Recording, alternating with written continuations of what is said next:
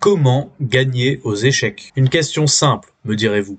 Il suffit de faire échec et mat au roi adverse. On peut évidemment le faire en fin de partie, si on possède plus de matériel. Mais on peut aussi le faire bien plus tôt dans la partie, dès le milieu de jeu. Mais comment faire si celui-ci est bien caché derrière ses pions, grâce au roc par exemple? Voyons ça. Cette position provient d'une de mes parties, où j'ai les pièces noires. Le roi adverse est au centre de l'échiquier. On peut alors se dire que celui-ci est faible. En effet, laisser son roi au centre est contraire au principe d'ouverture. Mais ce roi est-il vraiment faible? Le centre étant fermé, il est difficile de naviguer mes pièces pour l'attaquer. En fait, un roi est faible et donc attaquable si et seulement si il est exposé. En l'occurrence, les pions fixés et immobiles protègent le roi blanc dans cette position. Le centre est fermé, donc le roi n'est pas attaquable. Finalement, on peut comparer cette situation avec le cas qui nous intéresse. Bien protégé par ses pions du roc, un roi qui aurait roqué ne serait donc pas attaquable.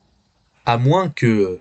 Reprenons notre partie de tout à l'heure. Mon adversaire a ici joué G4, puis la grosse erreur F4. Cela me permet de réaliser la prise en passant, d'ouvrir la diagonale de mon fou et la colonne E pour ma tour. Son roi est maintenant faible, car il est exposé. J'ai donc pu l'attaquer et gagner la partie en quelques coups. Cet exemple nous permet de voir qu'un roi n'est pas forcément protégé éternellement. Pour attaquer un roi au milieu de l'échiquier, par exemple, il suffit d'ouvrir le centre. Reprenons le cas du roc. Pour attaquer le roi adverse, il faut donc détruire son abri, ces 3 pions. Et pour cela, on va utiliser nos propres pions. G4 et maintenant H4. Et après fou E6, que jouer? Notre idée, c'est d'ouvrir sa structure. Si on joue le coup G5 ici, les noirs vont jouer le coup H5 et nous fermer la porte. Notre attaque tombe à l'eau. Il est très important de bien réfléchir pour lancer une attaque méthodique et de ne pas balancer nos pions instinctivement. Il est donc primordial de jouer le coup H5 nous-mêmes,